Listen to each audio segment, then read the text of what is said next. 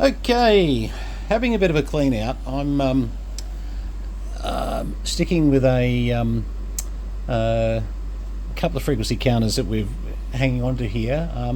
One's a little Chinese one, one of the A10s, which actually has been reasonable, quite reasonable.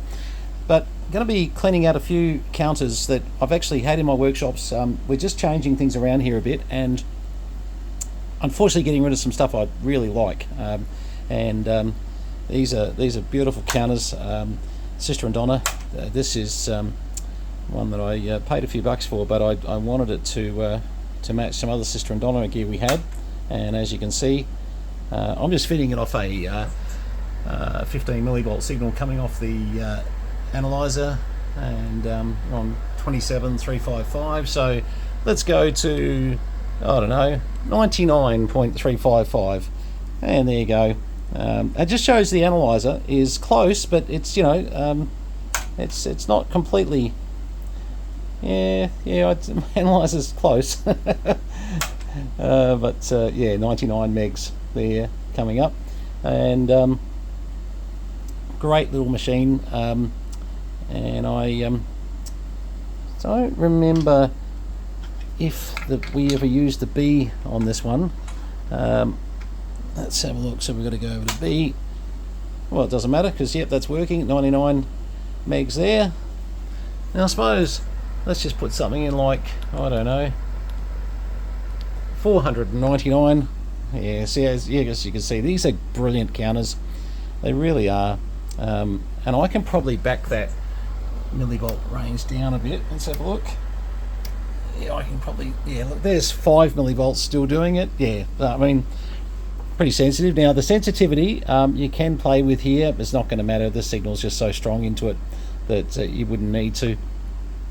And this is a very, very nice frequency counter.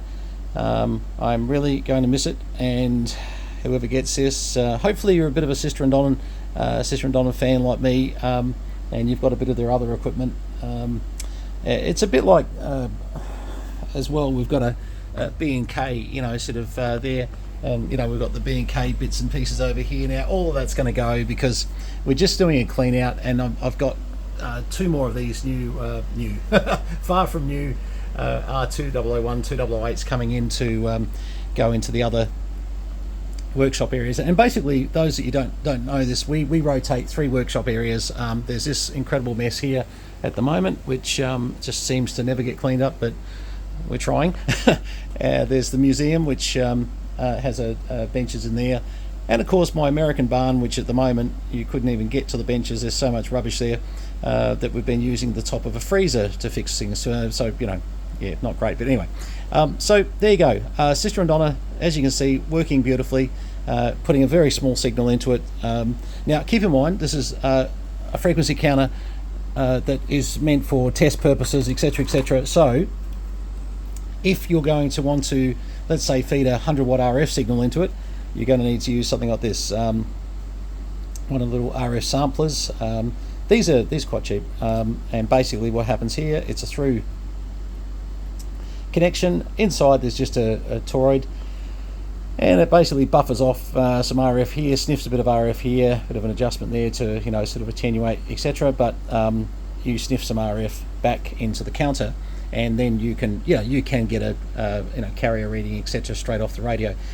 I mean, that's great if you want to look at a waveform. So if we want to, like we do with this monitor scope over here, we can see waveforms of radio, etc, etc. Well, the same thing, we can look at a frequency, but look, at the end of the day, this is more for when you're going through trying to set up oscillators, trying to set up lots of different functions by, you'll get a manual that will say something like, let's get an example, hang on, like on a Excalibur here, and there'll be things like, here we go. Oops, so I'll just get this page to be right. So wants to see a check for 37.657 megahertz, if necessary readjust CT2.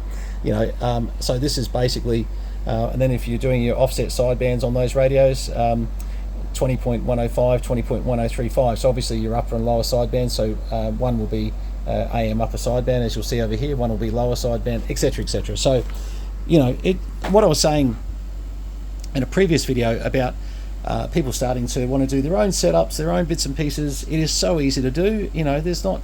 It's tuning and alignment. Once you've got information and test equipment, really doesn't require you to be a genius. So you know, but good test equipment is required, and certainly good to have. So this is Systron Donner, absolutely beautiful. If you're interested, please just drop us a email at brenton@posnav.com.au.